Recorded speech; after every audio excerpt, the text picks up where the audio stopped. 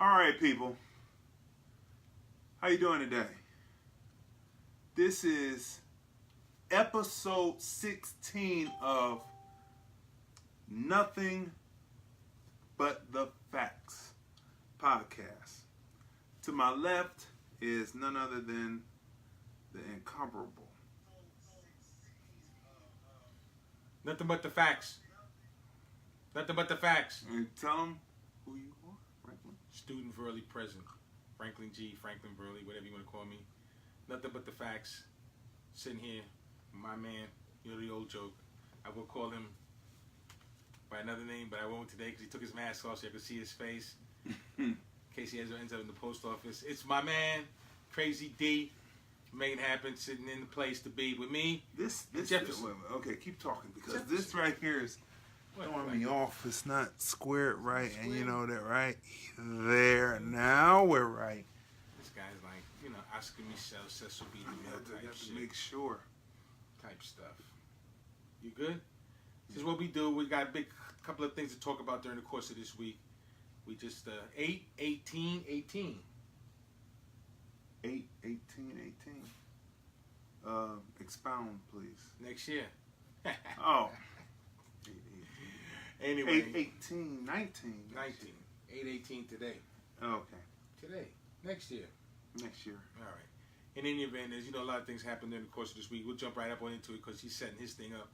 So we get a little working format. We got some dialogue. If you want to get in, type it. We'll try to see it. He's got his what do you call it? Tool? His phone. Jefferson, as you can see, is right here. Anyway, hey, NFL and ESPN and Donald Trump. ESPN said that they rarely do they show the national anthem. So what they're going to do now, as opposed to showing it, but they do show it, you know, Super Bowl things of that nature, big bowl games maybe. They show the Jets going over and stuff, but they said they're not going to be showing that on ESPN. People just want to see football. I agree. People just want to see football. So there's no controversy as far as the ESPN games go, but you know ESPN has a partnership with ABC, Cap Cities, I think, whatever it is. Those Monday Night Football games really sometimes are, you know, ESPN covered. They have the logo and everything. So what does that mean for the larger issue that Trump is trying to say that now it's not good enough that they just come out that they have to stand there and have allegiance to the flag like we used to say when we were kids. Remember that? Did you have the Pledge of Allegiance when you were a kid? Pledge allegiance to the flag You know? of the United States of America and to the republic for which it stands, one nation under God, indivisible. I know what it is. Just keep going. Come on, Invisible. Man. Don't make me with put my Trump hat on. liberty and justice for the white people and everybody else who can fall in line with that. As long as you stay in line, you won't have to be in line.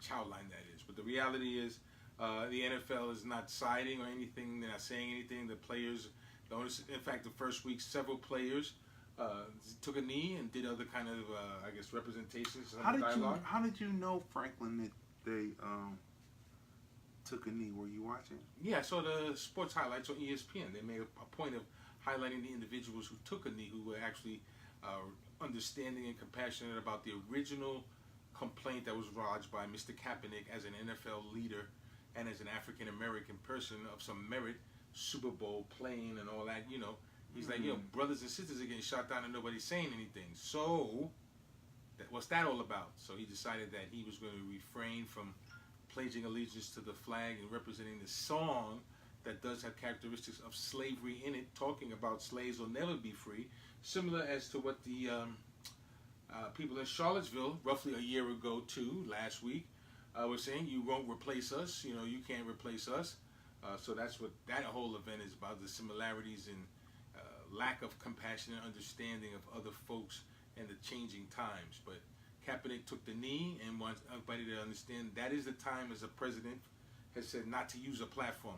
Well, what do? You use your platform, your bully pulpit, to speak out. And even in the trial now that's going on, Manafort's jury, they went to basically a recess this weekend and asked to get out at 5 o'clock on Friday because somebody had an event to go to. So at least they're showing a little humility and compassion, but the jury has yet to find him guilty or not guilty. They've heard all the evidence, and now they just have to make their decision. So it may take until Monday or Tuesday before we find out if he is actually guilty of the crimes that he's accused of, which is having illegal gotten gains from other governments and not reporting it, and then also manifesting itself into favors that could have implicated the United States in a bad way. So he has all kind of debt. People are ratting on him. It's just the beginning of the chain of the fall, maybe 45. But back to the NFL and the ESPN players. Some may stand. So you know, some may run out. So you watched it.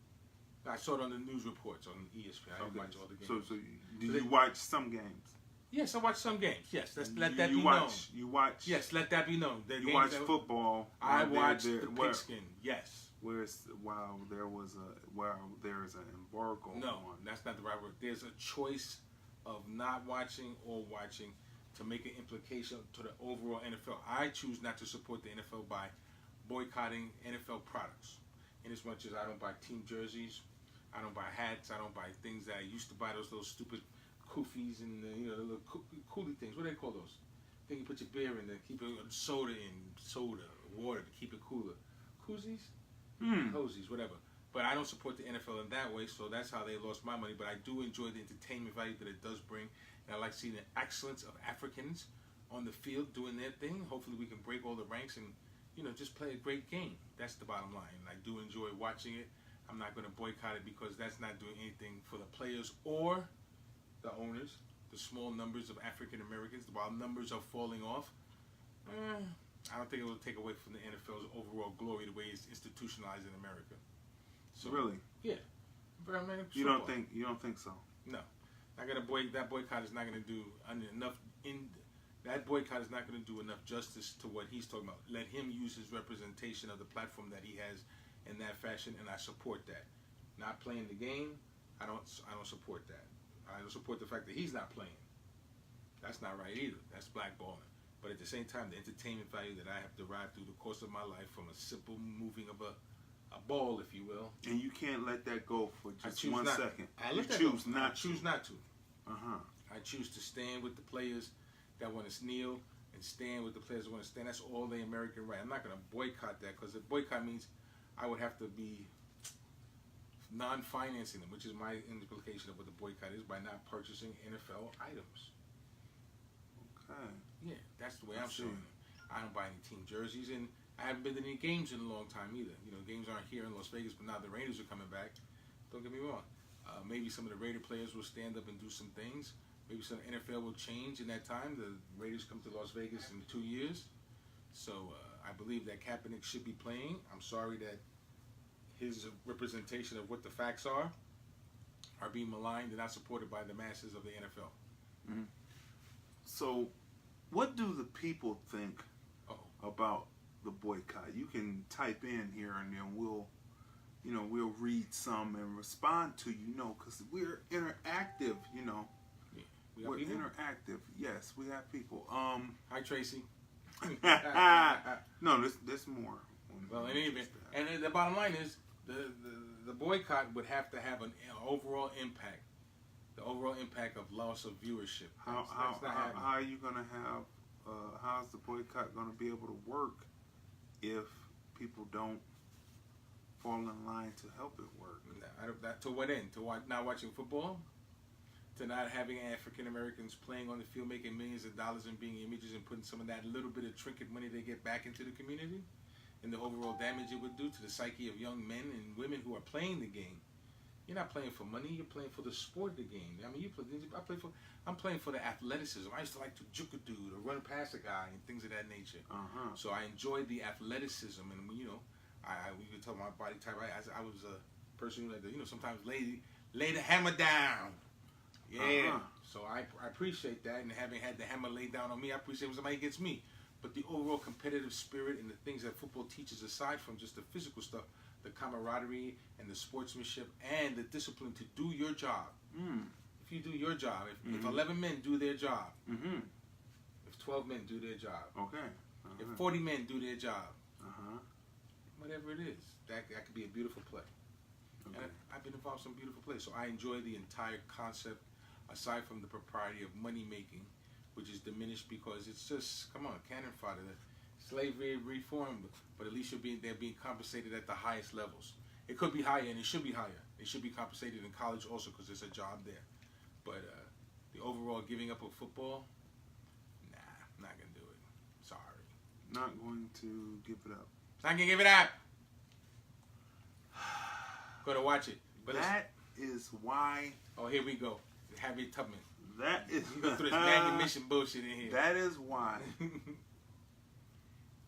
We. Hey man, this is a PG show. As a whole, will not be delivered to the promised land. And who says that that's the delivery to the promised land? One thing, having solidarity.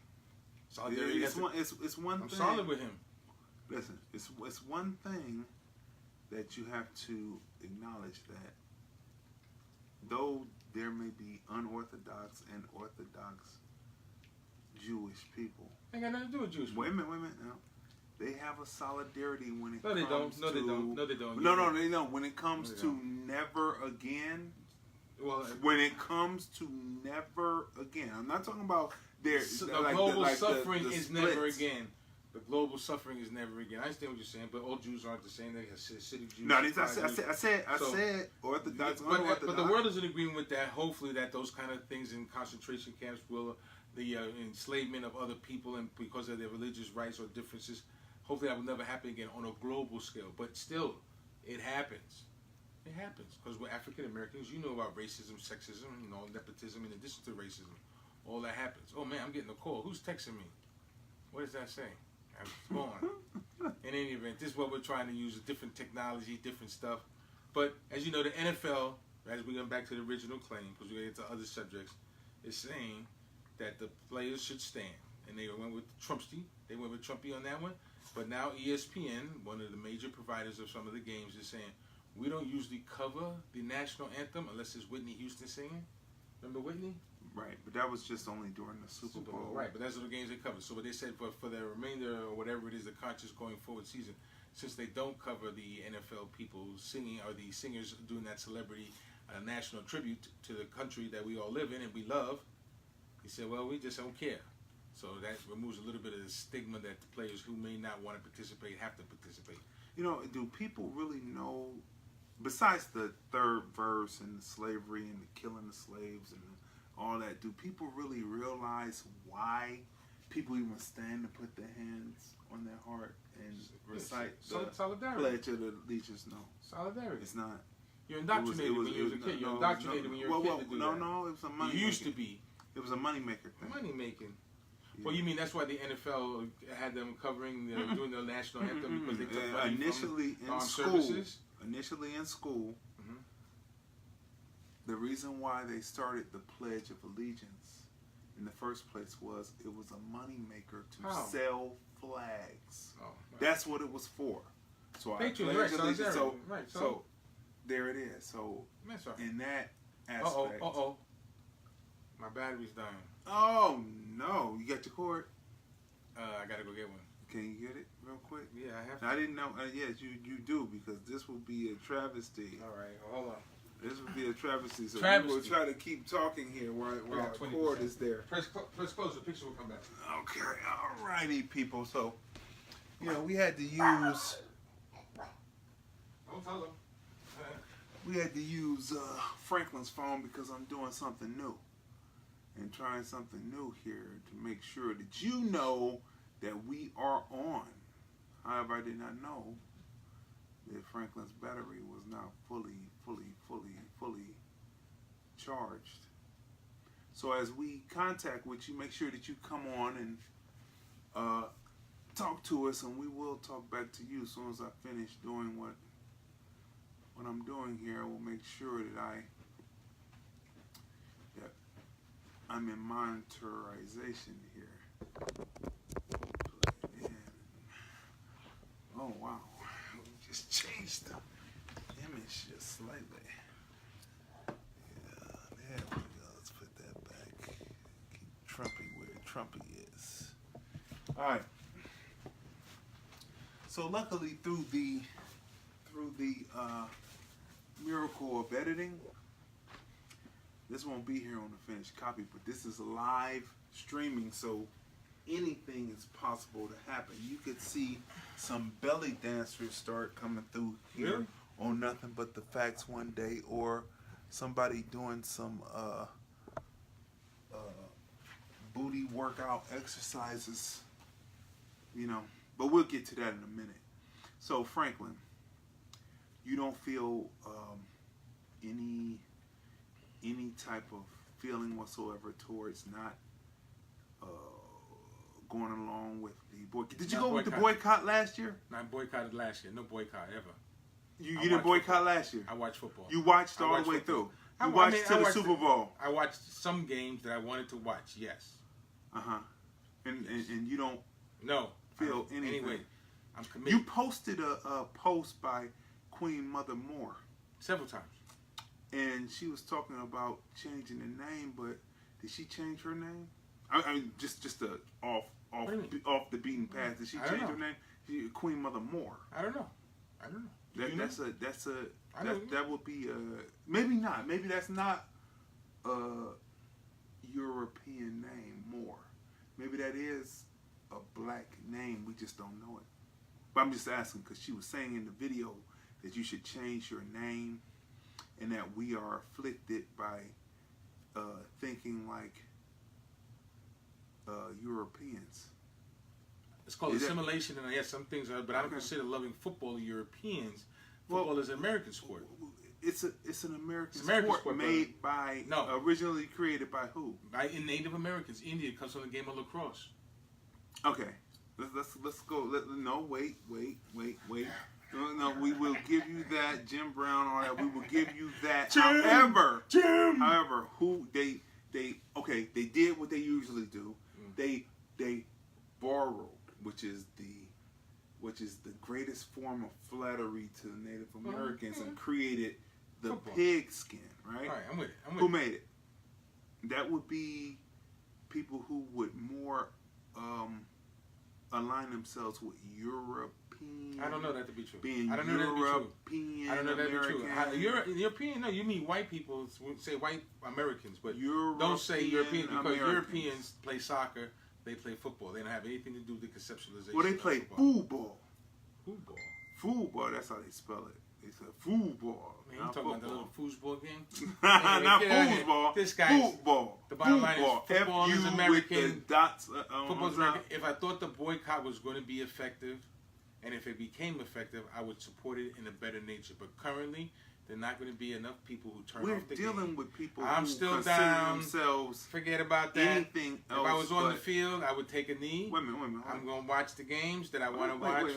Okay. I'm kind of moving off of that. Moving off because of that. We got that. So what I'm saying to you is, we are dealing with a group of people who. You mean black people? No, I'm talking about the European Americans. Make it plain. The European Americans is who I'm talking about. No, I'm talking about the European Americans. We are dealing with a group of people who are will affiliate themselves with, even have dual citizenship, while questioning another person's citizenship who was all the way 100% American born. But during the time when they were criticizing and claiming that President Obama was a Kenyan. Oh, man. Some of those people had dual citizenship. Who had dual citizenship? Old girl who came out with the Gaston flag. She's crazy-eyed, brunette looking chick that used to come on Chris Matthews. She's not, because she got voted out. But what I'm saying is, during the time she had dual citizenship, and then she had to relinquish her dual citizenship. Anyone out there that knows her name, that's one person. That's not enough. That's one person. I don't think that's enough to make a case out. No. There were more people who had dual citizenship. It was the guy with the blonde hair that looked kind of sweet. He was kind of on the heavier side. Who was talking a lot of junk against President Obama. He had dual citizenship. So what does that have to do? Now, what's the point? Bring it home. I'm driving a through line here. Always draw through lines. Now, stay within the lines. Now, I'm staying within the lines of the through line. Now, look at the people today. There are people who say, "I would rather be a Russian." Who says that? On a T-shirt. They have them wearing T-shirts that say, "I would rather be a Russian than a Democrat." Right? All right, And so I look at them and I say, you could be Russian. They could truly be Russians, actually. Truthfully. They could be. There are black Russians. Want to know why? Too. There are black Russians. No, wait. Everything was black first, Franklin. Okay. They may have them up in the hills, but we're talking about the people that we are dealing with. We are talking about the bleached out people who are just a step above Caucasoid. Oh, come on, man. Okay?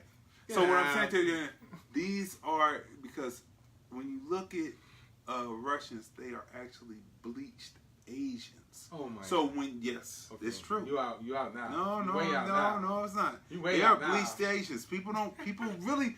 Would you look at the land? Russians, first of all, would you look at the landmass where they're at? Yeah. And when you follow the people who crossed across the land bridge, and you look at the first people who were actually called Caucasians, and you look at what they really look like, they had slanted eyes, and they looked more Asian than they looked Caucasians. The people that came from the Caucasus Mountains, they look like Asians. You cross a few miles over, and you're in Russia. But you cross a few more miles down, and where are you? I don't know where you are. You're in Asia. I don't know where you are. In Asia. And all of that landmass is called Asia, and they are bleached. And the people that they put up in front of you look like Vladimir Putin. They look like him. He looks like he is white, but he is actually Asian. He's actually Asian. And so when people, because people don't study geography in this country. They don't study history. They don't study biology. They don't study the migration of human beings from out of Africa. They don't study any of that. So they don't look at any of the phenotypes. They never do, because if they did, they would never sit up there, because they have a thing against Asians. The European Americans, they would not call them. They would not say, "I would rather be a Russian than a Democrat." Never seen that shit. Yeah, it's right there. So it's been that, man. You can just anyway. Back. I don't know what this has to do with the NFL and ESPN. No. I'm moving. I moved on. Okay. I moved on because we were talking about that being a sport that was made by European Americans, and how easily European Americans can trade off on being American to want to have dual citizenship, to feel closer to being France, or being from France, because their ancestors came from France. I didn't know that. That's nonsense. Okay, I mean, it's not bad. It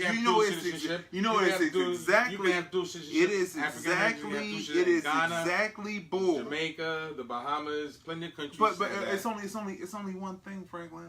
We don't know exactly. Here we go. Unless we take the swab. The swab is not correct. It's a gimmick. And why is the swab not correct? Let's go to your conspiracy theory. They're looking for the Antichrist. Right. That's why you should give me your DNA, because you get your DNA for the government. That is and then they give you a smattering of where you could be from. Exactly. So this is what I'm saying. You know what the real story is? So we are in agreement with that, aren't we? So we actually do not know, but these people. That's a scam. People, they don't know. No. Wait a minute. I'm talking about the people who believe that people are from Italy, or the people who came over to Ellis Island, Italy, the Italians, the French, the Irish. They will have kinship to that and claim that more than they would claim American, but at the same time claim patriotism against a man who is here. It's assimilation, and the reality is that's a gimmick for black people, because they can only take you back to a region and an area. They're collecting DNA from all types of Americans in hopes of the same way they're having facial recognition. Even as we're on Facebook right now, our faces are being digitized and reminded in the computer system. They're looking for some things, and they're categorizing in large with the gene pool. African Americans, due to slavery, that are on this continent, don't need that. In as much as, yes, it may take you back to a region, it can't give you what you're replacing, and they're making money off that. The same thing is true with white people. You notice how in the commercial they all say, "Oh, I have a little." Now, American white folks, "Oh, I have Irish, I have this, I have that." If they've been in this country more than 3 or 4 generations, which is going back to early America, they have African American bloodline in them. And that's the fact. That's the commercial they say, "Oh, I just got my results back. Holy Jesus, I got 20% black in me." Those are the numbers that's the commercial that you need to see. My wife and I were sitting there watching people who were getting right there DNA who were having over YouTube, and it was this one young lady whose father, they said they were from they were Irish and they were from he was black. Ireland. I can tell right? the story. Women now, but when her thing, he swapped his mouth. He was over there in Europe. When she swapped her mouth, she was over in Africa, and so that meant that her mother was black. Her mother was playing around with somebody because no women, none of his trace found out, and then they found out later that her mother didn't actually know who the father was. So be careful when you're swapping your mouth in case there are questionable. Well, no. In some cases, because I have a friend who was adopted, who swabbed his mouth, went through some whatever agency, and then got to the next level and found out who his white family was. He's African American. He was biracial, in fact. But as an adult, he was able to find out through this whole DNA and that he had a white family that he reconnected with and has a picture of standing with his brother. I don't want to put his name out there, but my man, you know who you are. And that was a really cool story that I saw yours on Facebook. But let's get off that one. Let's talk about some different, because as we're on Facebook, we got a whole new thing going on with the TV station. And we also need to talk about... Wait a minute. What? There's a TV station? There's a black TV station. But before that, let's go back to the food dressing. Hey, we got booted off Facebook for some reason. Let's talk about that too in case they boot us off again. Was it me? Was it something we said? We don't know. But in any event, we're back. And it's 8:18, so we're going to move off that Facebook, and hopefully you'll recognize what we try to deliver is passionate, educational, informative, and sometimes entertaining. So, I know there's other guys on here doing a whole lot of worse stuff. But in any event, we'll be on Black TV. So let's talk about the TV now. Black TV in Vegas, 18.6. 18.6. If you ain't got cable, you need to get the, what is it, digital HD? Yeah, digital HD. Digital HD. Antenna. See, what happened was... What had happened was... Here we go. When they were the Republicans were trying to cut TV away from people altogether, and you had to have cable by this certain date. Why you say Republicans, man? Because that's what it was. Because Obama came in and said, "Oh my God, cable's before Obama." No, wait, now, wait, oh, man. wait. See, no one wants to remember, and that's just modern history. That's just 9 years ago, and we cannot forget that. That was when he still had the Senate. Still, never had the President Senate. Obama. Never had the Senate. Yes, he did for a little while. No, he's always minus one person. There's always one person short. Okay, wait a minute. They had enough because they had some Republicans that would move. No. So he had to send it because he had political enough capital. You flip. Can't complain. Okay, no. okay. He chose health care. Apples and oranges. He chose health care. Apples and oranges. Listen, but at the same time, the Republicans were coming in and saying that you had to have cable TV by a certain time and at this date. So what President Obama did was he somehow got the votes to hold up on it and then say that the cable provider, the TV stations had to offer... It's called the FCC, bro. Wait a minute. Can we finish? Because he's the one... Look, the FCC... Look at the... Okay, wait a minute. Hold it. The FCC right now just took away net neutrality, right? And the president that we have now said nothing about it. That's when That's when the president. What can he do to stop it? When the president steps in and says that is not a good idea. Let's hold off on this for a minute to get this organized. He's the president of the United States. A suggestion to a private business concerning entity means nothing. Let me say nothing. this. I guess that President Obama's suggestion had more power than what Trump could do right now. No. So wait. Money. The main point. All y'all have to do is just Google this. We don't have to have a debate over it. We have to just Google it. And when President Obama came out and spoke, and said that he was holding up on it so that he would have He'd time prefer if the decision was that the FCC not grant the necessary licenses to make it happen. Well, that's like I said, Trump ain't gonna do that because it makes money. When you gotta pay for what you get right now. And that would be the so true what is separation that, of knowledge. So what is that? I What is agree. that telling us? What is that telling us? So what I'm saying to you is, President Obama set it up so that the stations will have Business to set it offer up. HD. Look, man, if you call people to the White House and you sit there and you show them studies, That means nothing. and then the people Am I gonna say, make you know money? what, and they have a consensus Am I gonna when make they money? leave that this is a possible and ability to make money and to offer people to the ability to sell and own TV stations on the digital side. I mean, this should not be hard to discuss. All I was doing was trying to get through. You know what? Just like a true Republican, no one Don't talk ever about wants it. to Leave him give alone. President Obama We didn't introduce him any yet. credit.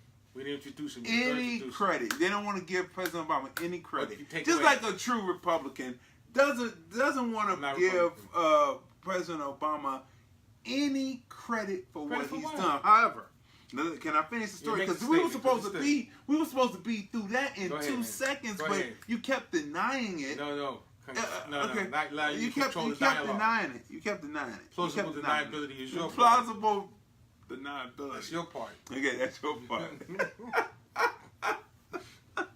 Anyway, go back he's to it. man. race baiting over here. He's race baiting people. Yeah. But anyway, listen. So, long story short, Not possible. this digital HD Look at that, is man. out there, I was and when you representing wrong. watch I'm a digital, sexist, me. when you watch digital HD, in most cases it is clearer than cable. No. Yes, No. yes it is. And when I'm you living watch it- up, I got the antenna. I got to work, but it took a minute. okay, we're gonna get to your. That's why I Let's wanted go back to get to Black TV. I know I wanted to get to your experience of getting the antenna so that the people would know about doing it. However, The pitfalls. when we watch it with my You're closer to Black amplified, Mountain. with my amplified, You're closer to Black you're Mountain. closer to Black No, you Mountain are than closer. I. No, you are. No, way. no, For sure. no. You're directly I'm right there. over. I'm over on not the historic West, but the new West. Wait, dude. I'm in the Northwest, so right That's right right. there. So you're way closer No, to no, me. no. You're Because that's closer. southeast. No, you're So closer. yeah, that's Henderson, You're right? closer. So I'm not. I gotta I'm nowhere drive past close you to to go Henderson. there. I gotta drive past you to Oh go there. no. Okay. Anyway, I don't know why we're debating that. Black TV. We got it Anyway, here in so Vegas. listen, 18.6. So these stations are here for you to watch. 18.6. And Brian Harris, Black Book. the ever-thinking mind that he is, Co-conspirator. came up and said, we are going to I give him credit. get a Made it happen. television station. And he said And it would be in August. it happened. I give him credit. Bow down. As Amarosa, we'll get to her in a minute. But he did it. He did what he said. He brought it to Vegas. Let's see if Vegas receives it. Because programming is unavailable. A lot of this stuff is some of the stuff you see me, you and my cohorts doing. And we're out throughout the community. But kudos. Take off the Moore's cap, if you will, to Brian on that one. You got it. You made it happen. It's TV on. It's 18.6.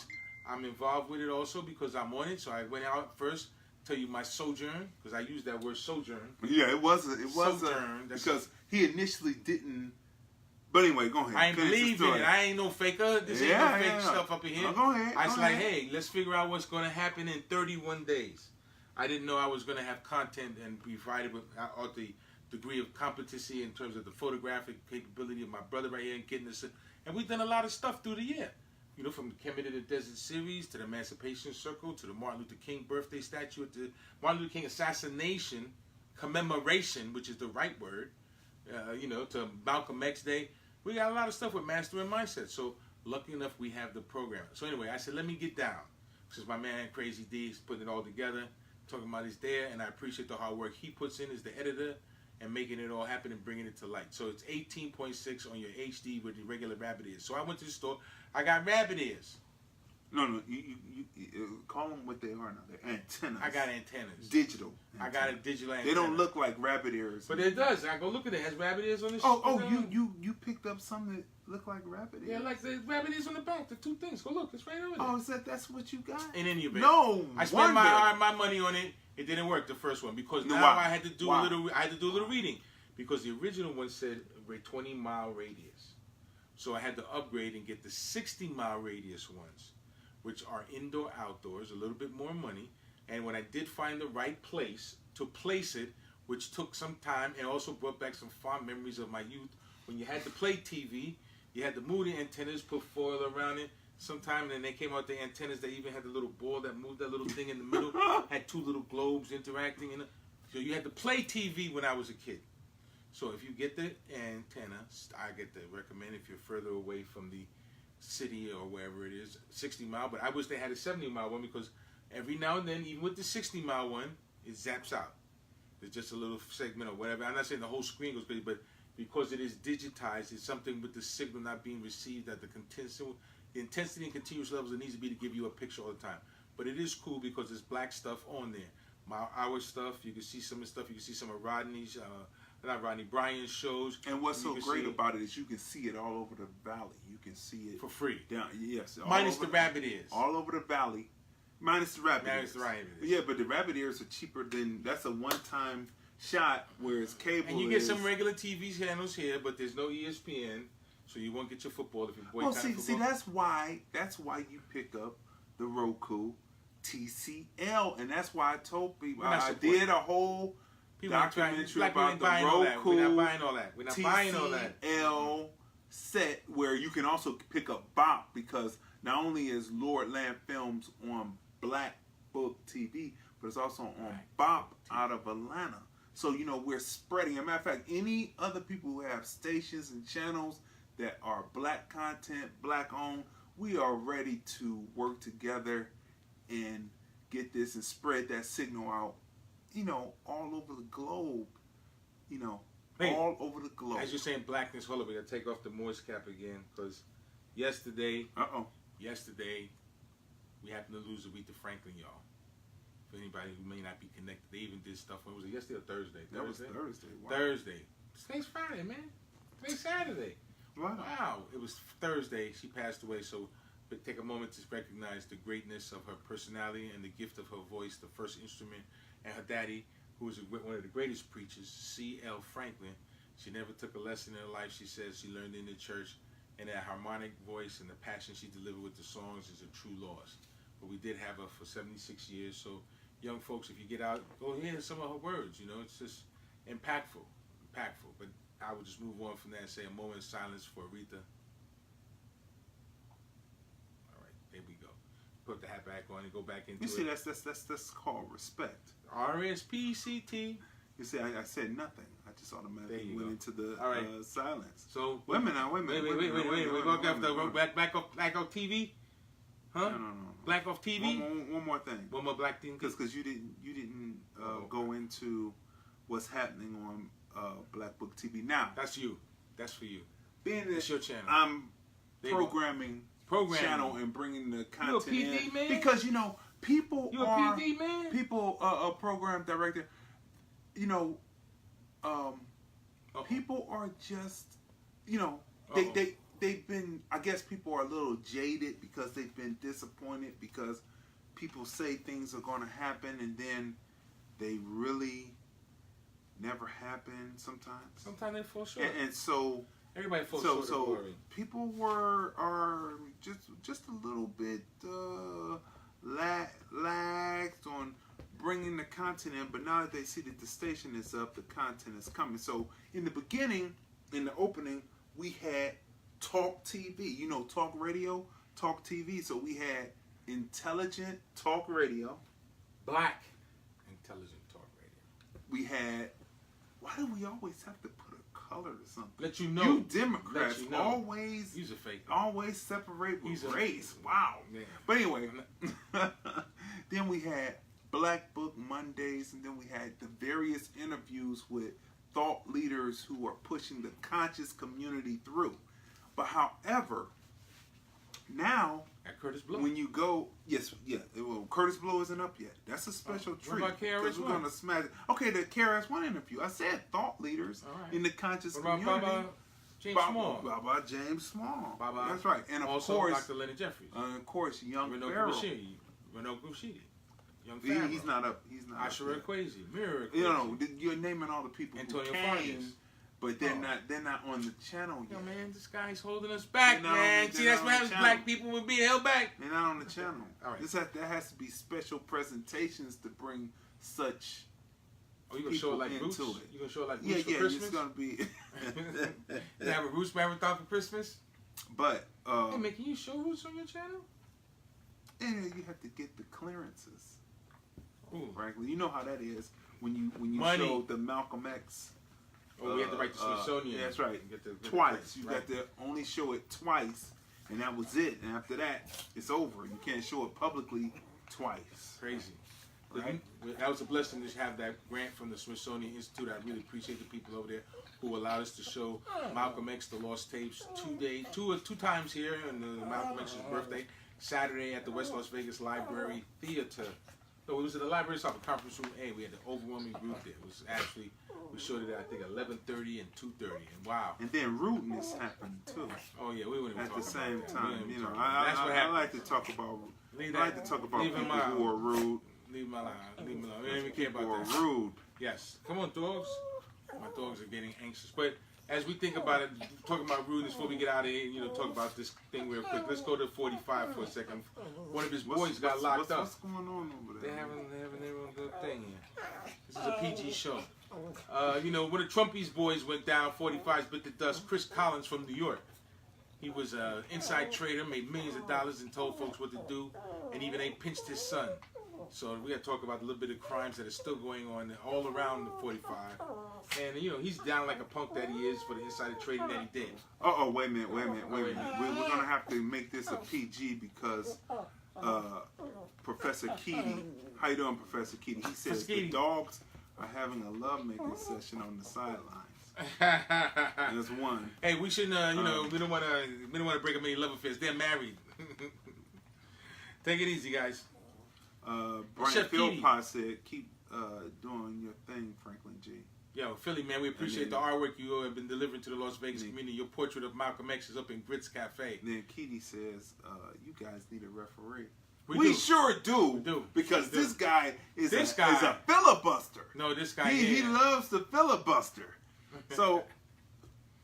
But hold on, we were actually talking about the station before you broke the Trump. Oh, okay. I was telling people that when you go on there now, we have entertainment.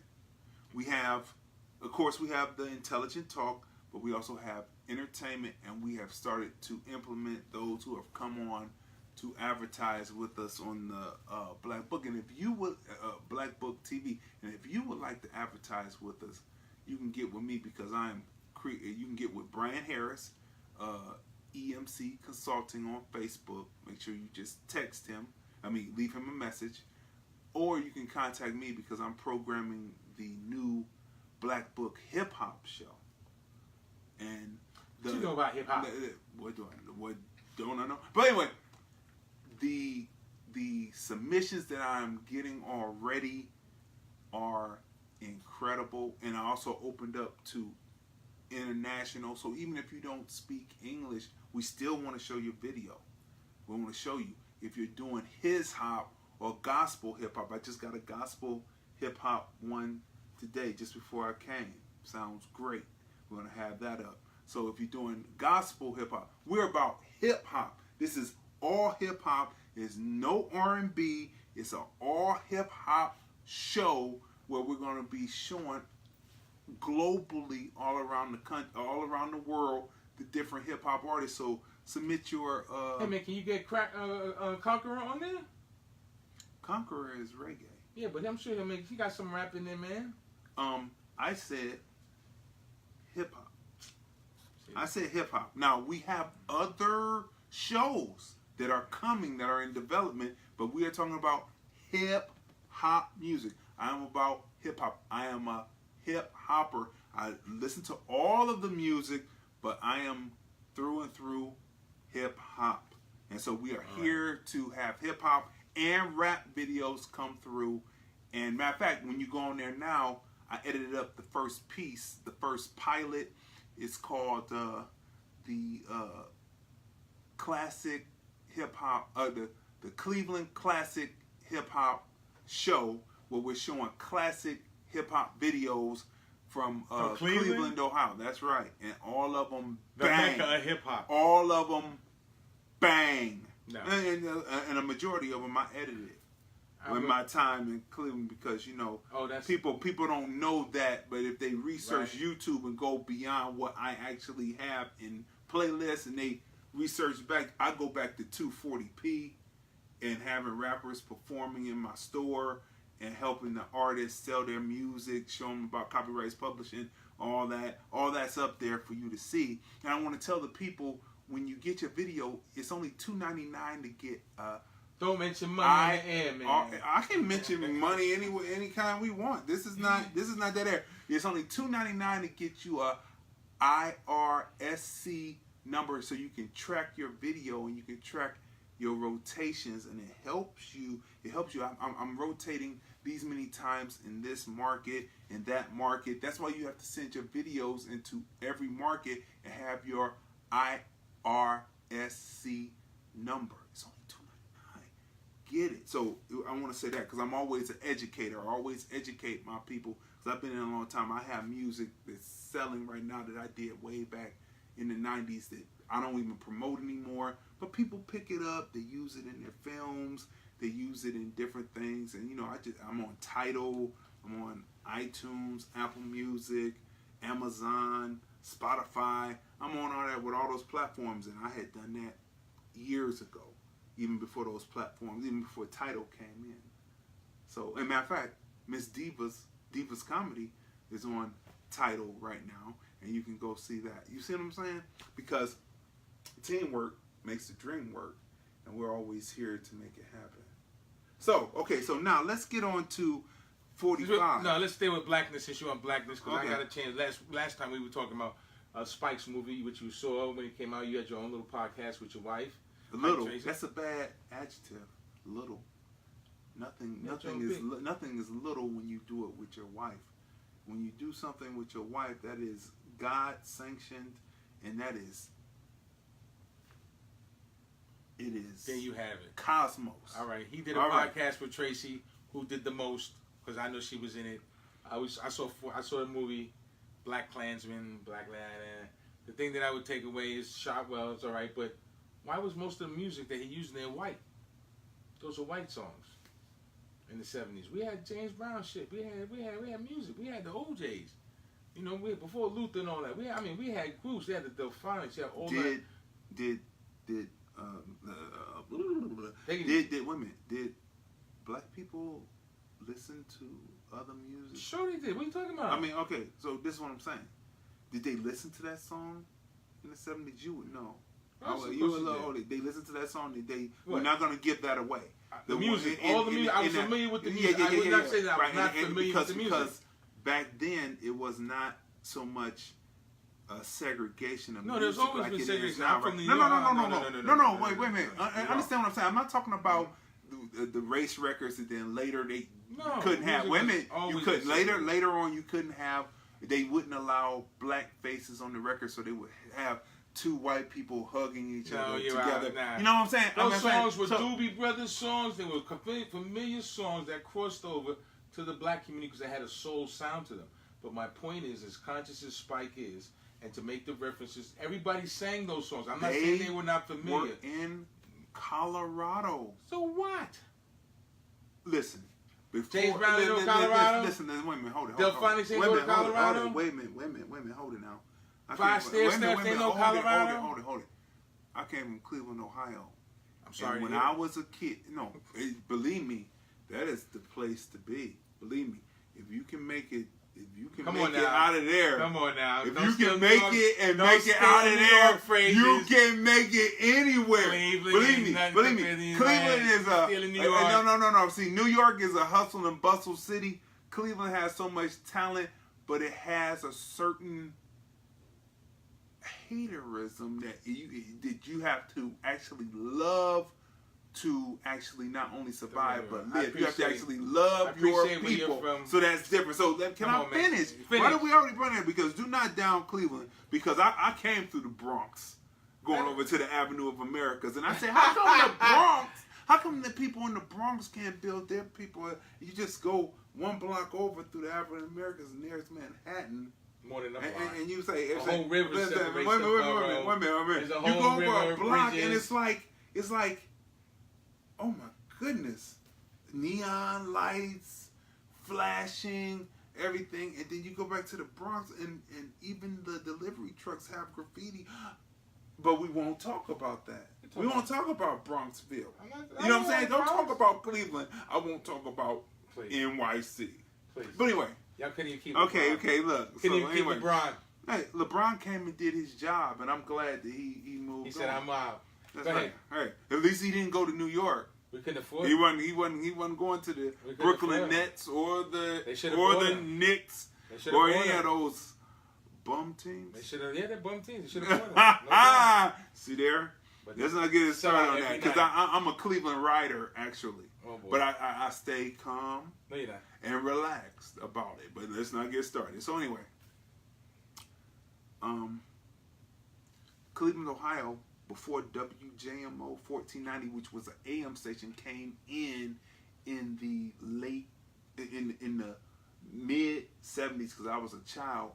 We didn't have anything but that type of music to listen to. They didn't because Cleveland is a segregated city. They didn't play Last Night. Nope, not until WJMO came in. And then after that, we got our first FM station, which was 108 WDMT. And that was in 1978. Because the club style show and all that began to come in with Dean, the music machine. And then that's when club style and all that, the club style DJ, and that's how hip hop came to Cleveland from New York. No. No. Yeah. Hip hop started. Because I will tell you that we have a DJ. No, I did the research on that. There used to be no. I'm not saying that it didn't. What I'm telling you is that there are certain things that happen that if you're I'll call it what it is, a smaller market, and people come and they borrow, because borrowing is the greatest form of flattery. So some of those scratch techniques, none of that came from some of those scratch techniques, because I can next time we should open up phone lines and bring in DJ Cochise, who came from legendary. out there. No, DJ. No, I do not deny anything from NYC, but people do borrow. Right. And so when people come in and they see something else, because the way I see it is, people, because before Jazzy Jeff hit the Transforming Scratch, where's Jazzy Jeff from? And when he came to Union Square, before Jazzy Jeff did the Transforming Scratch, now the Philly DJs were doing Tat Money and all them were doing the Transforming Scratch. New York, brother. But no, that's Philadelphia. All from New York. No. I'm gonna tell you because no. Because when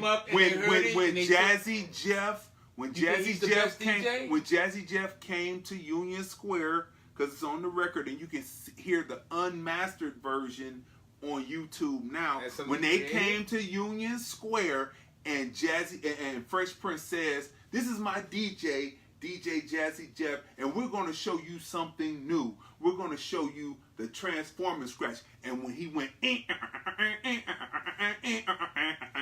the crowd went crazy. And then after that, the New York DJs borrowed. No. But when you see Jazzy Jeff still today, when you see, because each group of DJs, depending on where you go, I can tell you that there are no better DJs than Cleveland DJs. Oh, you just got hurt. You hurt yourself right there, son. Yeah, because not only do they cut live, but they also do remixing. Oh no, I'm telling you, I'm telling you. They are underestimated. But I will tell you that there are people out there, and when they see them do what they do, I can give you one in particular, Scratchmaster L. When they see what this man can do, or DJ Slice, when you see what these people can do on the turntable, it's something about the grind, because each area is different. Like when I hear Holiday, because I was a DJ myself, I can still cut it up. But when I hear Holiday, when I first heard Holiday at the station, I had to give him major props because Holiday has an aggressive attack style on the Wheels of Steel. He has an aggressive attack style. I can break down each one of the DJs. We got DJ the infamous DJ Remix. His style and his cut technique is just smooth. The transitioning that he does, his style is different. Both of them are equally great.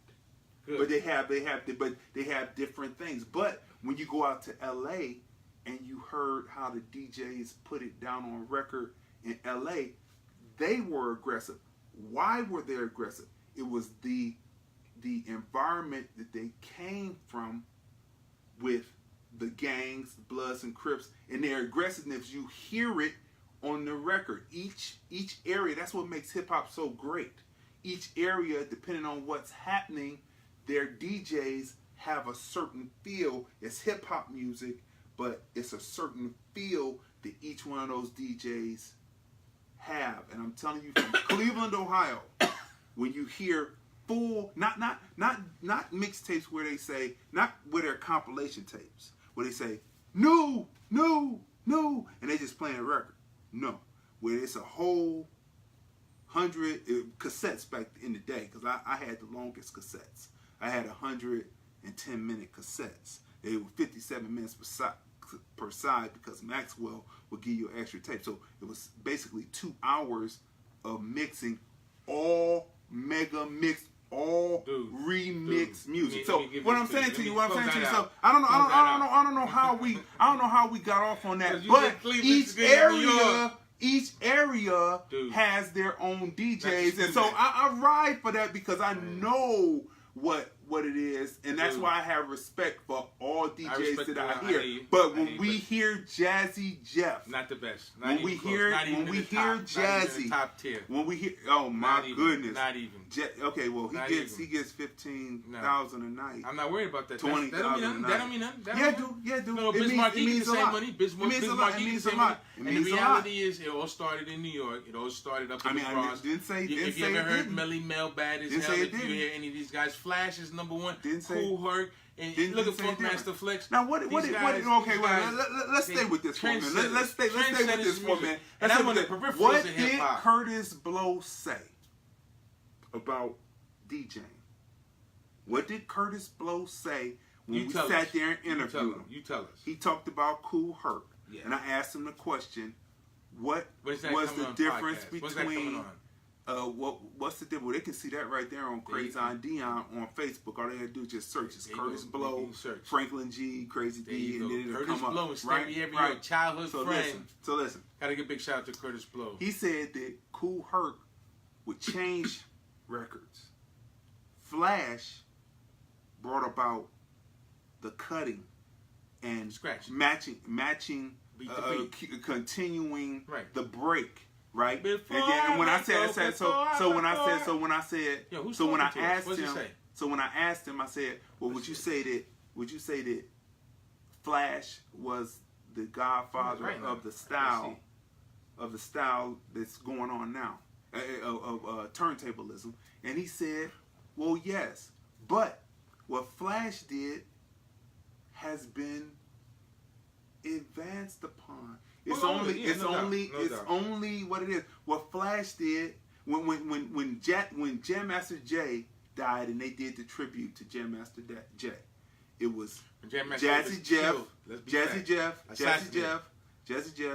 Kid Capri, and Flash. Flash started, Kid Capri came second, and Jazzy Jeff tore it down. And each one of them was like this. When you watch the tape, just and he Let's does go on the to thing. that. Wait a minute, hold on. So when you look at who are you got DJs LeBron, that's that it. You do had it. Jim Brown, that's it. Cleveland Tires, that's it. You That's can't even not try it. to That's say not that it. the flavor That's that not it. emanates from That's that not valley. it. No, that's not it. That's it. We had the OJs. Yeah, the OJs. We had Levert. Let's keep going. I mean, OJ's we not had for the OJ. Cleveland. Yes, they are. Eddie OJ's not for Cleveland. Eddie OJ was the DJ DJ in Canton. But they Ah, are from... wait. No. They're Eddie OJ. Eddie Levert is Eddie Levert. Eddie OJ is the DJ in Canton. Who they named after. But he's in Canton. But where are they? And where are their son? Where they come from? We went from Spike Lee to the OJ. No, come Let's on go back to the movie. Wait a minute now. We got a program we can keep line on running down all of the music that makes Huff and music Gamble, happen and today. Who made the OJs? That's Huff Philly. and Gamble. The Sound of Philly. You know, the Sound of Philly, but where do they come from? And what did they same birth? Same thing with Janet Jackson. Where did the guys who wrote the music come from? Jimmy Jam and Terry, where they come from? They come from Indianapolis. That's right. So that's what I'm saying. Minneapolis. Princetown. The bottom line is that music didn't originate there. It didn't come from there. It may have manifested itself like a lot of good stuff in other places, but the Mecca. Where did Levert? Where did Levert? The Mecca. Where did Levert germinate from? The Mecca. Levert, the group. Church. Where did Levert? No. Okay, church. LSG, but church. All three of them. Bobby, Johnny Gill, Bobby, and I said T-Sweat. Levert, the group Levert. The bottom line is Coolin' and all that. Where they come from? It all comes from. Because I worked out the same studio that they cut that record in. But the bottom line is, rest in peace to EQ. Yo, you see that light? Who was the engineer? That light is New York. Cleveland's right down there. No. Yeah. No, it's not the light. Ain't nobody no. running from New York to go to Cleveland to cut sound. Say what? I don't believe anybody's running out of New York to go to Cleveland to cut sound. That's not necessarily true, but we won't get onto that because there are studios. They're running there. from Cleveland. Yeah, I'm not disputing the fact that there's studios. There's studios here in Vegas, but ain't nobody leaving New York to come to Vegas to cut shit either. There actually is a studio. I just found out, but I'm not going to say where it is because I think it's still hidden. But everyone comes here and records. That's not true. Every city has a state-of-the-art. They may come in to record because of cost, but not that's where the sound emanates from. Every city has a state-of-the-art because after you finish cutting in the studio, then you go and you send it off to be mastered. Doesn't make a difference where that happens. And it's all cost. It could be cheaper here than New York. It's cheaper to do it here it's than not going to be cheaper if the product is the same. They're going to do it anyway. You can do it out. Let's go back to Spike Lee's movie. We started with the music. Yeah, let's go back to Spike Lee's movie. Let's leave that right there. Do they? Who's owned it for the last 20? The same people. Who's owned it for the? No. Who's owned it for the last 20? Jay-Z. Atlanta. Okay, I'll give it Atlanta owned it and they hold on to it. And you want to know why they hold on to it? You want to know why they hold on to it? Why? Because just like Chuck D told me, when we was all sitting around, we were having dinner. I forget the name of the restaurant down there in East Cleveland, but we were all sitting around having dinner, and he was talking about how when they went out on tour with a certain group, they were calling every city they would go in, they would say, "Look at these country, look at these, they country, right?" Yeah. And the reason why New York people now have to go to Atlanta to get production to make sure their records can sell is because of the fact that Atlanta, unlike Cleveland is a forgiving heart. I wasn't. But we go back to the Spike Lee movie. But Atlanta did not forget people saying country. So what? Country, and they were supposed to be fans. They fans, and you're supposed to treat your fans correctly. You're right. You're supposed to treat your fans correctly. So what you're saying? You think that there's more music cut in Atlanta currently and better music than in New York? Currently, right now, yeah. What's popping? What's popping? Absolutely. What's popping? I can tell you this. What's popping right now? What's popping right now? What Drake's popping right now? That's big. That's not Cleveland. That's not New York. What's popping right now is Kanye. That's not Cleveland. That's not New York. No. And Jay-Z. Those are the three biggest guys out right now. Kanye is from the Midwest, Chicago. I know, but there's okay. Wait a minute. Wait a minute now. Chicago. Drake is from from Canada, but he had to come to the South to get syrupy music that sounds like Beats by the Pound, and that's why he makes it Beats by the Pound, masterpiece sound that everybody laughed at, and everybody that weren't into it, because Cleveland was a big Master P city. Yes, it was. It was a big Master P city. He came through. I remember it like it was stuck yesterday. in the 90s, man. You know what I'm saying? No, but you have to know what came before to come forward. But when you listen to if you listen to the music that's happening right now, it's beats by the pound. That's what it is. Okay. That's what it is. I mean, you had to be a Master P listener. You know, I remember when when the Bodic movie came out, and it was on VHS, and I saw, oh my God, that was incredible. You're older than me. That was incredible. They coming in purchasing. I'm glad to be my age. I'm glad to be. Let's go back to Spike. Let's go back to the killing field. Okay, so let's get back to that. So and people know where I'm coming from. As I said, the music that was used was familiar music. Not disagreeing that it just wasn't black music. And I'm suspecting that even as you're trying to tell me now that those things were, that they played James Brown, that they played Gladys Knight, that they played those musics in those days. All I was trying to say is they were in Colorado and they probably did not have a black radio station. Doesn't have to be those were big songs. Those were sellers. They were big songs, but obviously he played what was there then. That's all I'm saying. And I'm submitting to you my disagreement, which is still going to be valid. I can tell you. My disagreement is that because we were listening to "The Devil Came to Georgia." Remember that, Tracy? They before they got the black rails, we were listening to "The Devil Came to Georgia." What else? Time keeps on slipping. Now those was jams. But those weren't black artists. That's what we were listening to until WJMO came on. And when WJMO came on, and then later... So you're saying in Cleveland they didn't play James Brown in that time? We had James Brown. Okay, so then they were saying... It's just like this. It's just like people turn off the radio and they have... their jump drives in their cars now. It used to be CDs. It was always what's playing on the radio, and then what the people are actually listening to in the hood. That's all I'm trying to submit to you. Facts. That's the truth. What's on the radio is one thing. What people are listening to in the hood is a totally different thing. And what moves the radio is the street. Are we going to disagree with that? Are we going to disagree with that? Totally disagree with that. If something is hot on the street, then it gets hot and it starts to sell. They have no way.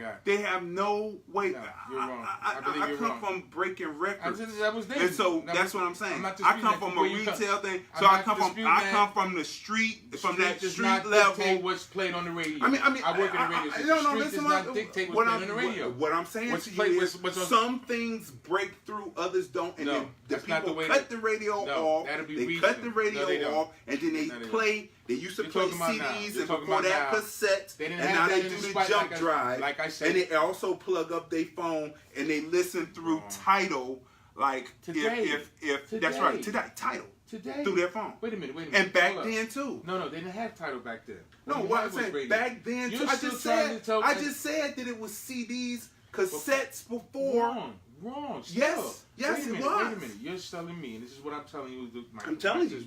Well, I can only tell you my experience from my city. The radio. Now, your city. No. I mean, we know the politics of radio and how people don't get it. But all I know is if there was our radio stations didn't play the independent artists. It was an invert. But if the independent artists got hot enough, if it was a push on the streets, they broke on the radio. And that's how that is. No. Master P hardly got radio play. Exactly my point. And he was a billionaire. And exactly, you just... Why was he a billionaire? Wait a minute. Why was he a billionaire? Why was he a billionaire? Because people play... It's proving my point. They played his cassettes and CDs in the car with the 218s and the booming system. So wait, you're telling me they played Master P on the air because he was successful in the street? That's why he had to go back and reformat all the stuff that he had to have not cursing? He didn't happen to just get on the air. He worked his stuff to get on the air by going to record producers and PDs and stuff like that. What happens in the street does not reflect sales. Sales are dictated by the radio, and you know that. The Beatles would not. The Beatles would not. Oh, okay. That's not so. Okay. How did Master P sell? He didn't have any. He didn't get on the air. He didn't get on the air. He wasn't on the radio, but he was selling records. He didn't get no. So you telling me he was selling that mixtapes. He was selling mixtapes out the back of his car. He wasn't selling mixtapes. He was selling. What was his record deal? He wasn't selling mixtapes. That's a New York thing. When he was selling fully produced cassettes and CDs. I have all those albums. I'm not disputing that. Not albums, mixtapes. They're not albums. No, he wasn't mixtapes. They're not albums. They're not. Who produced the album? He did. His Beats by the Pound Crew. Who distributed? Come on, man. They had their own studio. That's not dictated by radio. There's lots of people who have music around, and I'm sure radio does not dictate anything. Okay. Well, not for the people in the hood. As we're trying to talk about the Spike Lee movie, I guess we have this interest. And so that's why I'm saying while we talking about Spike Lee. So we went around the board, but you brought the board to talk about Cleveland. What was happening? Nothing in Cleveland. What was happening in Colorado was those songs, and Spike Lee stayed true to the period. You said all they did was play white songs. That's guaranteed what they heard. Guaranteed, other than what they were personally playing on at home. I still submit to you. I still submit to you. James Brown was around at that time. Last Night was around. I mean, all right. All that music is why would we play that? We played that. I'm sorry you grew up in a place that didn't have a black radio station. Even in Colorado, because hits are hits. Hits are hits. Hits are hits. Hits are hits. That's true. Why did they have to form black radio? Black radio has always been there. Hits. Black radio has always been there. Always been there? Always. Jack the Rapper. You ever heard Jack the Rapper? Jack the Rapper. When is that? Jack the Rapper was back in the 20s, 30s, and 40s. In the 50s, Barry Gordy. No. What about those videos? Jack the Rapper. Eddie O.J. Who broke Frankie Crocker. Rock and Roll Records? Who broke Rock and Roll Records? It was a DJ from Cleveland. You think that, was he black? You think that he just... Come on. Was he black? I'm sure he wasn't because it was on that kind of radio station. Right. So what he does was that the do with that? What is your point? What's the point? There wasn't always black radio. There's always been black radio in New York, baby. There's always been black radio in Atlanta, baby. There's always been a black radio station. Okay, I would. And even I'm willing to submit that even guys like Eddie O.J. and the few limited stations that we did have, there's always been black radio, man. Black radio was the voice of the civil rights movement. That's how we knew where to go to protest. That's how we knew where the meetings were. Okay, all throughout the South. There were black radio in the 20s. Yes. You mean shortwave? I mean black radio. I'm sure that they had black programming that was. Are we sure of that, or we are assuming? Assuming that we had black. We are programming. assuming. No. Okay, so we will research this, and we will have the answer for it because you said the 1960s. I said 1920s, 30s, 40s, 50s. The rock and roll was broke by bringing in black acts so people could hear them was broke by the black man Moondoggie. That was his nickname. But Arthur Freed, he's in the Rock and Roll Hall of Fame, and that's why the Rock and Roll Hall of Fame is in Cleveland. He broke black artists. I'm a music guy, and we can research this and come back to it. And I'm going to tell you that black radio came in. I'm going to find out exactly when it came in. And then, of course, it was the movement of the civil rights movement then. But that's the 60s. Let's go back to the 20s, 30s, 40s, 50s when they had radio. What was on the radio when they would have the General Electric hour? Who was there? Who played Amos and Andy? Two white guys, so there was not always black radio. No. What happens? There was not always black radio. I said where I'm from, as far as my existence is concerned, I've always had. Okay. At a certain time, but let's I'm go only dealing back. With, I'm not dealing with that. Why? What because that's the premise. It wasn't always black radio. It's black radio at this time when you came up and when I came up when the radio got there, black radio got to Cleveland. I was there to see it, right? Well, I was there. I was a kid. But what I'm saying is there's not always been black radio. That is not true. Because then that would mean that there were General Electric hours or some other company sponsoring all black shows, and that's not true because they had the black men. They were even in blackface doing it over the radio for the live audiences. So that's not factual, and that is facts. That is not factual. Okay. It's not always been black radio. Okay. So let's get back to that. So let's go back to Spike Lee. Let's go back to Spike Lee's As I said, thing. And I know I'm right because there was black music played at that time, but been played in Colorado Springs. And there's always been black radio because there's always been black country. So they may not have happened here, but there was black radio in Jamaica, I'm believing. There was black radio in those other countries in Africa where it existed as radio came of age, a form of entertainment. That's the facts. Okay, now we're going over to Africa and Jamaica. No. Black radio is black radio. United States. I'm sorry you grew up in a place that didn't have black radio. I mean, that's all I can tell you. In New York, as far as I know, they've had black radio for a very long time. That I'm going to find out exactly when it started. I know you will. But the reality is, Spike used that music. It wasn't always black music, because that black radio, that would mean it happened back in the 20s. That means that people had control of record companies back then, and that's not true. No, they could have had a particular show. It was show. segregation. They could have had a show where it was a gospel show or a colored blues waiting show. Rooms only. Right? It could be a gospel show or a blues show because they had black music back then. I've suggested that you would look at people, the early jazz artists and people like Lily Ledbetter and those kind of early African Americans who had records, who they were played, who traveled, who had bands. So what I would submit to you is they probably would have had a black radio while those shows were playing. And that's what I was. No, that's why they called it the Chitlin Circuit. Well, still, because it was word of mouth that these people were coming to town. At least that's what the historians say. So it was been some type of entertainment that black people have provided in radio. It was the black word of mouth pipeline that made those shows. Back to the movie. There was music that was played that could have been more familiar to African Americans who were not of that era. And I'm willing to submit a hit in Colorado Springs was a hit in New York, was a hit in Cleveland. And that's my synopsis of that part of the aspect of the movie. Wherever it goes from there, taking hip hop, I'm telling you facts. James Brown was a hit back in those days, and they would have played that music. It would have been more familiar to play that music for me. In addition to that, even though the movie had a lot of Spike Lee moments, it told an interesting story, and it was pretty interesting all the way through.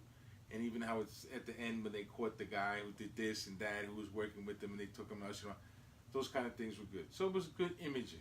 I appreciate all that. That's about the extent of the movie. The larger question, or for me, even in this black film, is there's been no push, as the same kind of push was for these silly Negroes when they was all running Wakanda out. I tell you, Wakanda didn't make a difference. It wasn't going to be for anything other than for them to make that kind of money that they could make, of drawing black people into the movies to dress up, to come see it 5 to 9 times.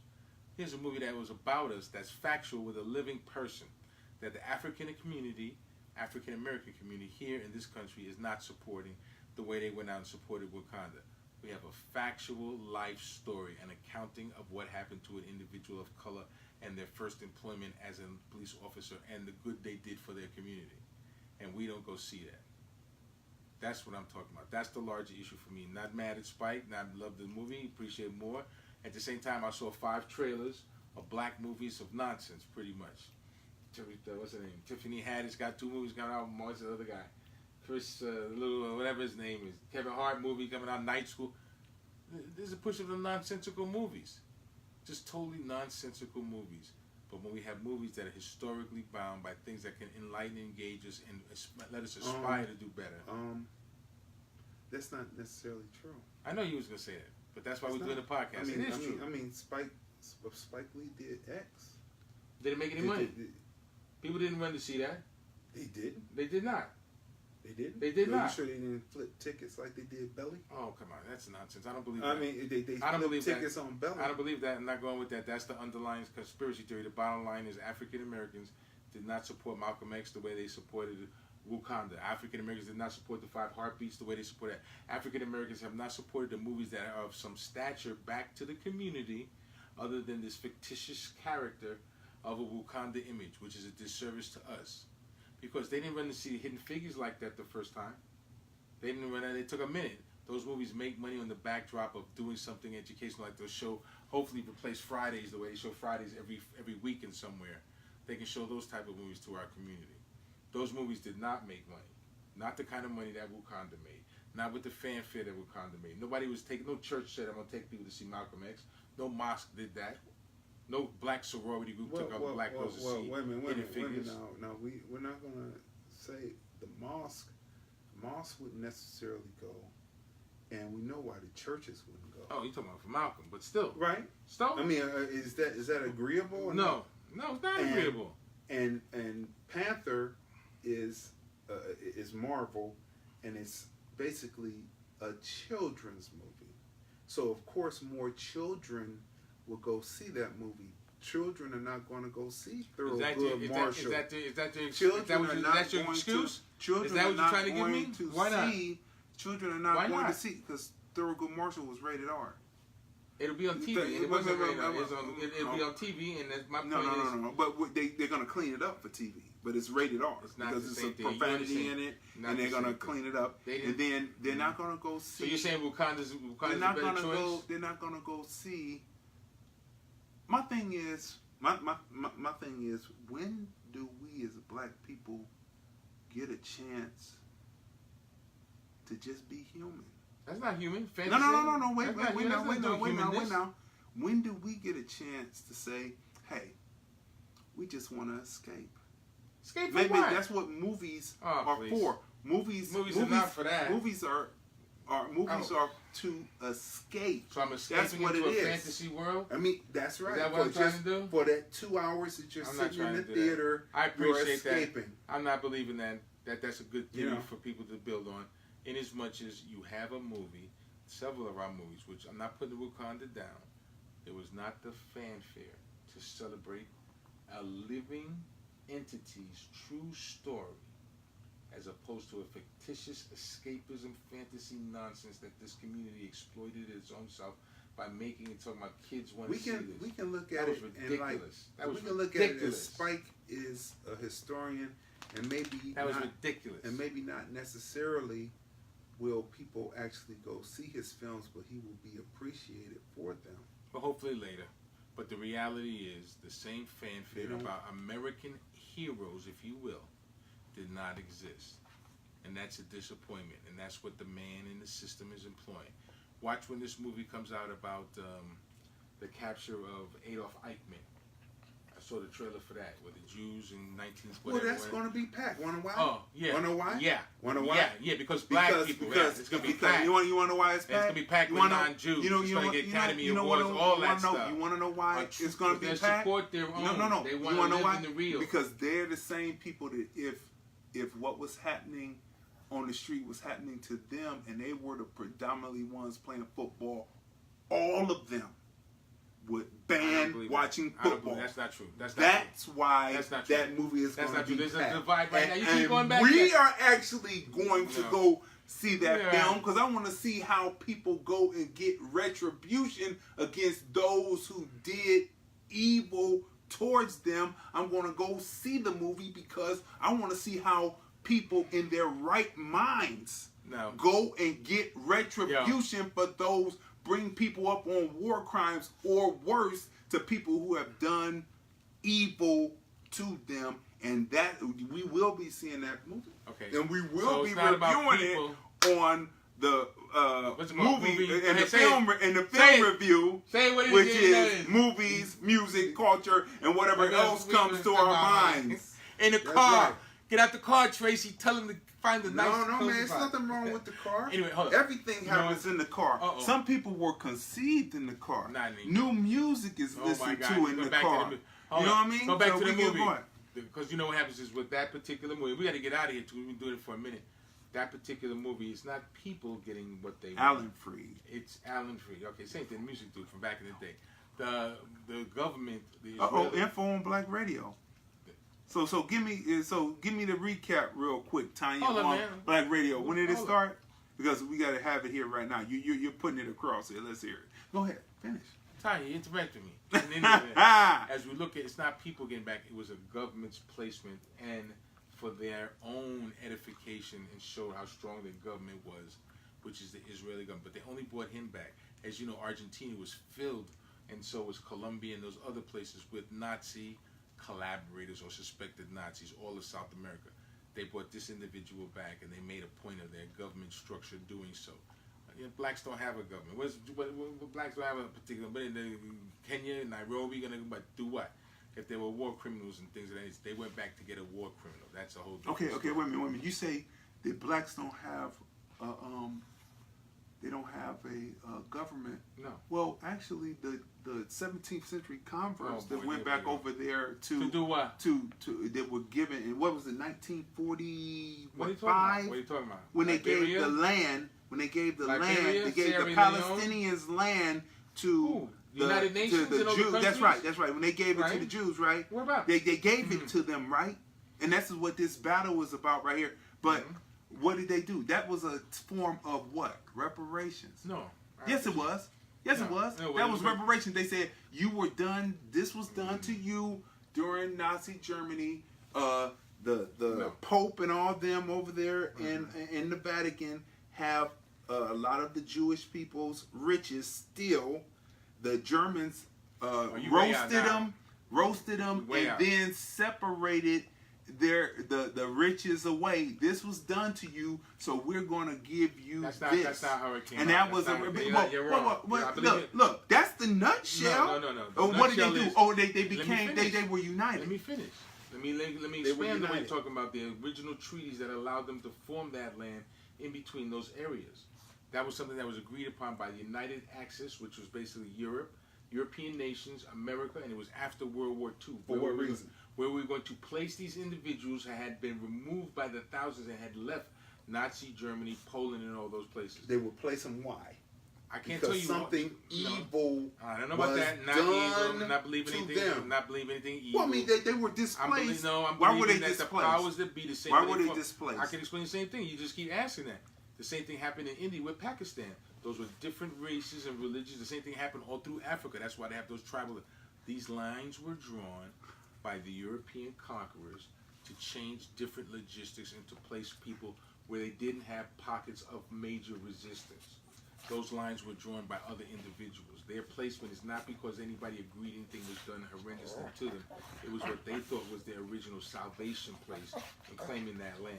Jews have always been there. No, we don't know anything. All we know is that the governments at the time. We know that the Palestinians were there, right? So were the Jews, and they lived there prophetically for centuries. No. Yes.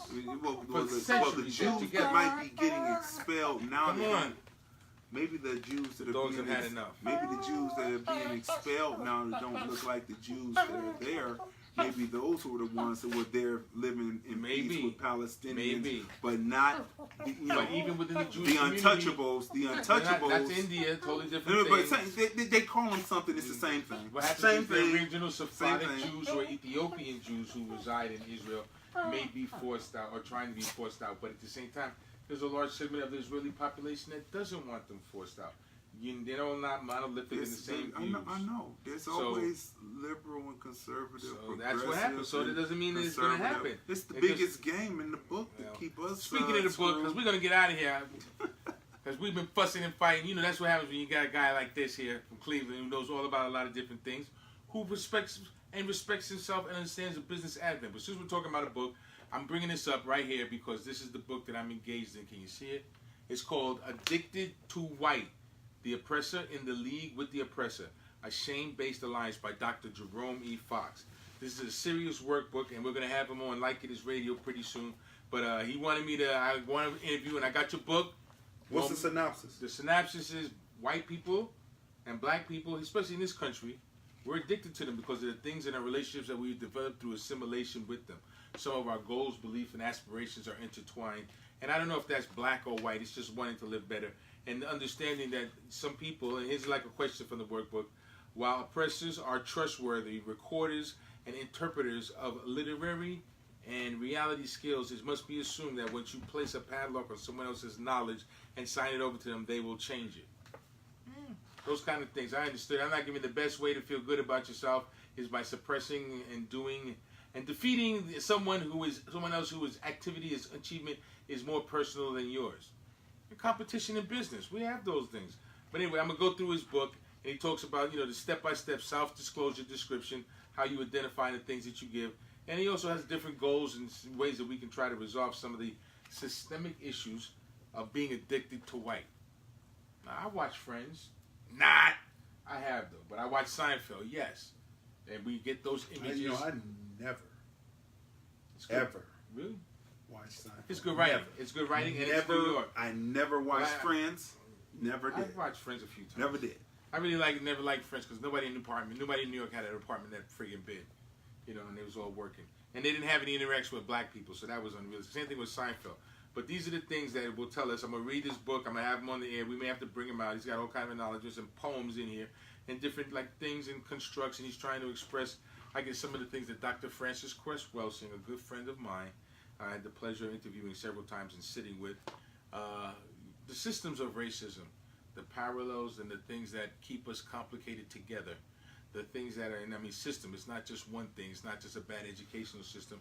It's not just bad food. It's not just bad credit. It's not just living in environmentally toxic areas. It's systems predicated on endangerment and detriment to you. Why do parking tickets and things of that nature and cars are the way the system is in terms of when I say parking tickets, I mean jaywalking tickets and things of that nature. If you can't pay it and they incarcerate you behind it, those are things that befall a lot of people of color. But all those things that you are saying are all things that are part of the experiment, right? Well, the experiment is still going on. The experiment of the ghetto, right? Who they did to who first?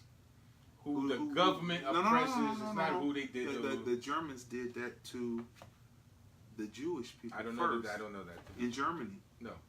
That's what they say. Now, they come didn't get on. The term ghetto was coined for who first? Polish. Who were who? Polish who? I don't know if it was particularly Jews. I'm sure they're trying to claim that. Okay, Franklin. I'm sure they're trying to claim that. But the word ghetto is what that means, oppressed community. Oppressed community, and it was imposed. It was an experiment imposed. Why are you calling experiment because imposed? it was imposed. You think all Jews lived in the ghetto? All Jews didn't live in the ghetto. All blacks didn't live in the ghetto. When they began to go in, now this is the history that they tell. Now you only go by what they reporting say of the in history. documentaries. Here we go with documentaries. But who's telling the story? But the people who were oppressed for a change. So and they say that first they started to take the people, even the rich people, and they put them in tightly condensed areas. I don't know. Brick I don't know if that's and concrete. How do you thus making them, because the fact that they were, come on now, the Nazis were on the rise and they were doing this. They put them in there and then they would start. It was an experiment to see if they would kill themselves off. No. Then the government was able to say that these people are not worth anything, and that's why they should be rounded up and exterminated. I'm simplifying because it's clear, no, it's not but they clear. can go research it. You can, that's because clear. I'm willing to submit to you that Jews lived all throughout Germany. They weren't just those are the economically depressed people who stayed in those depressed areas where they were. Because the Glasnost is what they called the night of removal for the Germans in Poland. What did they do? And what did they do? You think they put them there before that? What did they do to the Jews who were rich and wealthy? They went into their homes. Now, ones who were and rich, they stole their right, stuff. But the ones who were and rich where did enough, they wind up in the ovens What about the too? thousands of Jews who made their way to other countries? And We can negate this why, story. And why are we talking about Jews when we should be talking about the same thing that happened to if you had money, you could get out. If you didn't have money, you couldn't get out. But no, the people who got out, the entertainers, in the rich end, and the elite, the rich and the elite, and in the end, even the entertainers who went along with it and cracked jokes, they wound up in the ovens too. They wound up in the camps too. That is the history of it. Now, some people can get out. Some people got out before it got bad. Right. So, but they got out before it got bad. But the people who remained, they got the brunt of it. And the ones who went along with it and thought they were buddy with them, in the end, that's the truth of what happens when you're a Benedict Arnold, when you're Judas. You wind up in the end having the same fate. No matter how long it takes, you might have lived high on the hog, ate the hog with the whoever the oppressor is, but in the end, they will send you to the ovens too. They will send you to the fate that those earlier people went to earlier. They're going to send you there too, because they can't trust you. Because if you go against your own people, Which views gets us expressed to, by if you go Crazy Dee against are certain his people, own. then they're not going to trust you either. And they'll say, just like Omarosa. Omarosa went against black people early on with Trump. Trump shouldn't have never trusted her, but he did. And here we are with her having tapes now. If someone goes against their own for you, then you know not to trust them. But anyway, speaking of Trump, we never got on to the stand-up back here. Let's talk about this real quick before we go. Let's talk about this. Yeah, I see. Look, I put him up there for a reason because I had his poster. I had it before he got. I predicted that he would be elected because I knew white people. I thought it was important we bring him out now because we finally got a man in the game, or sorry to say man, a person in the game against Trump who finally has nuts, who finally has balls, and we'll close out on that. Omarosa is turning him out, turning him in.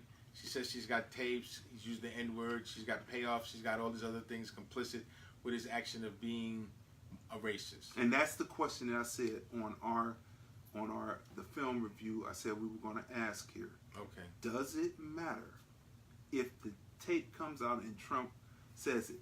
Does it matter to black people that he said the word? Who cares? Does it matter? No.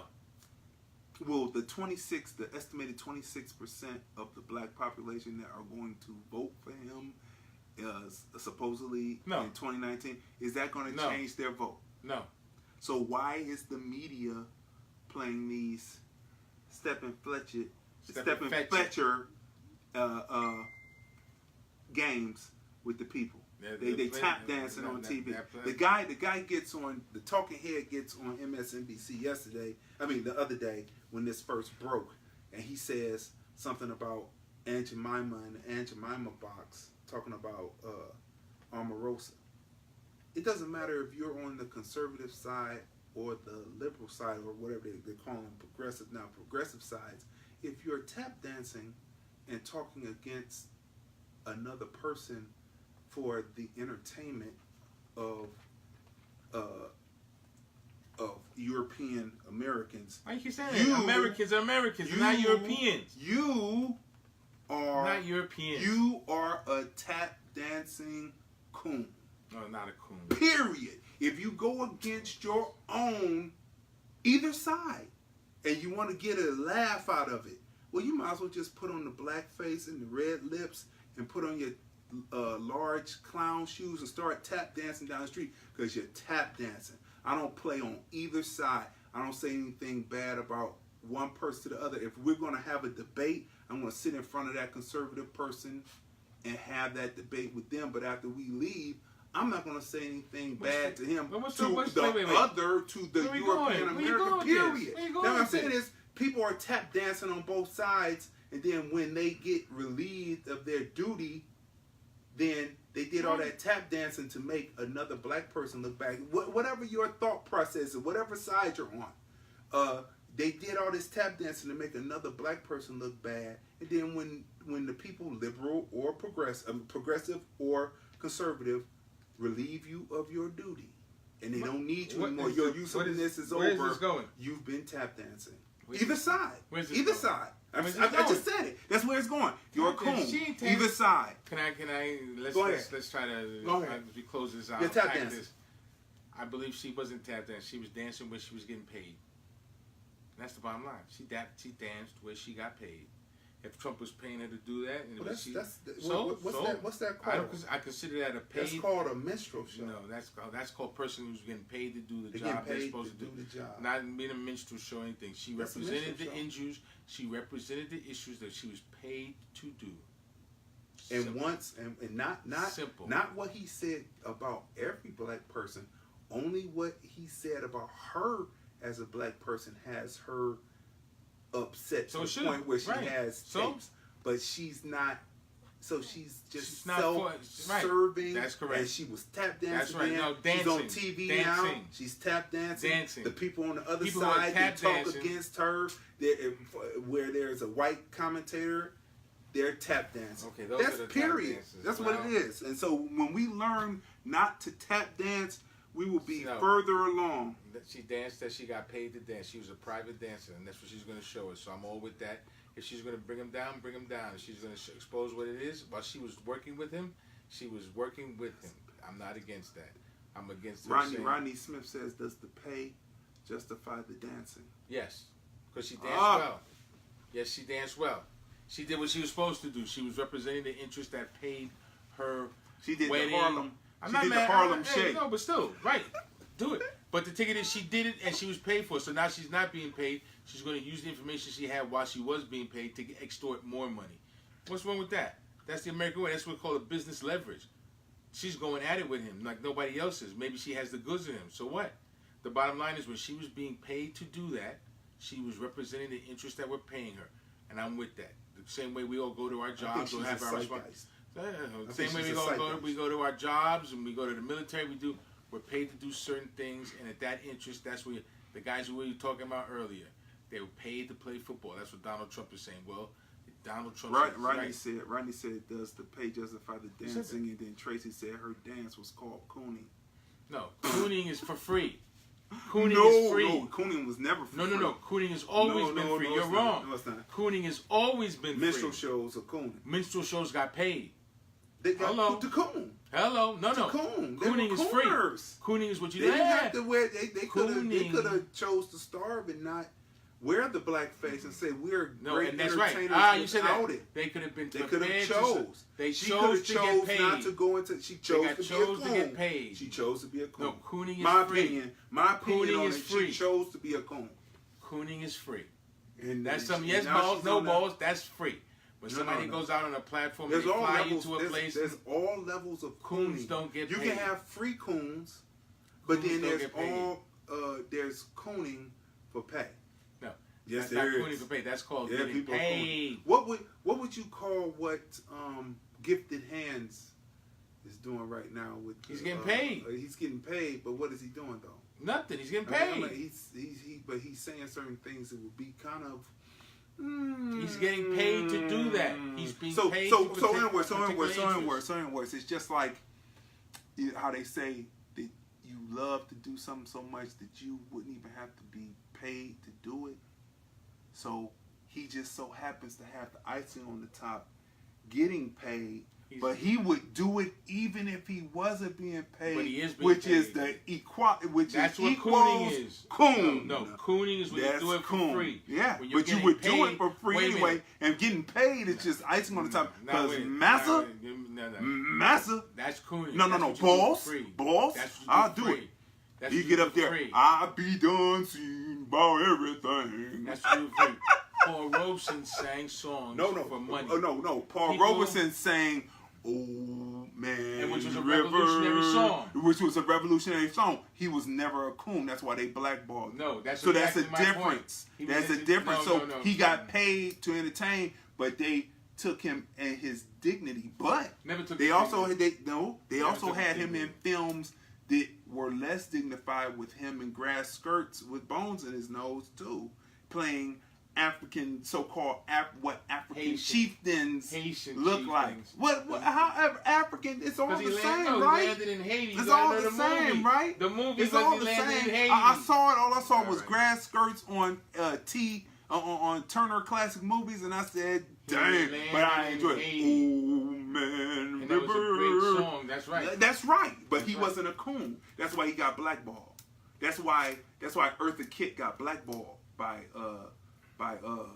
Lady Bird. Right? Oh, I don't know because about all that. because she stood up there and said something about civil rights in front of her, and it was like, well, we let you sit with us. You were the only black person. You did that. And they blackballed her for years because she wasn't a coon, and she never was a coon. Okay. And so here we are. So there's people who get paid to entertain, but they're not. No, not saying coons. entertain. And then there She are was people paid. who would coon, even if they were doing it for free. That's translation coon. And that's another thing. They're talking about Tiffany Haddish and saying that ain't cooning. saying she's coon. But they say that Tiffany Haddish, that's who she has always been. That she's not putting on, and she's not. I don't know where we're because going with that this one. same I'm not going there with that the one. same jokes that she was doing on Def Jam comedy, and the same way that she acted is the same way that she acts in films now. She was acting that way with her people before she got to their people, and she's real to herself, so she's not a coon. I gotta feed the dogs, man. That's right. So she's not a coon. So this you're was hungry. good. This was robust, and this was good. Jeff. You want to know?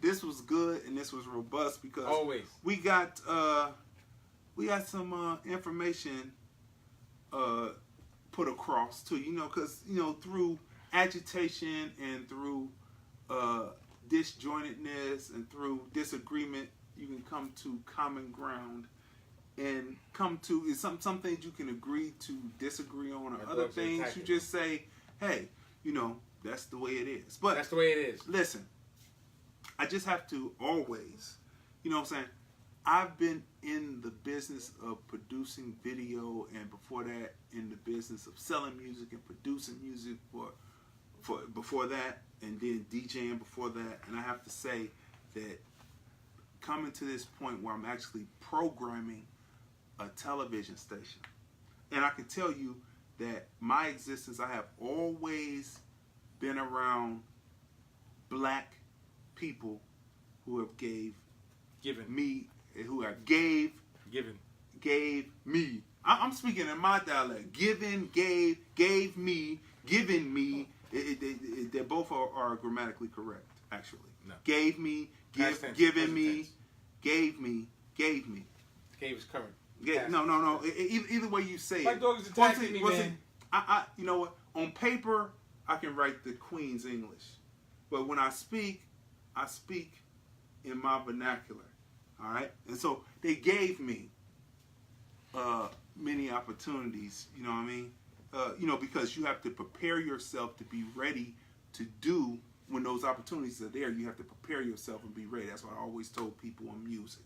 So I have to take a second always to just give myself just a little pat on the back, because this is big to be programming a station that you see that it's broadcasting. We're around the world on YouTube, Vimeo, all those different places, but to be on a television station, and of course Bop TV from out of Atlanta, but to be on a situation where you're here and you are able to put content out that is there for the valley to watch, especially your people, that is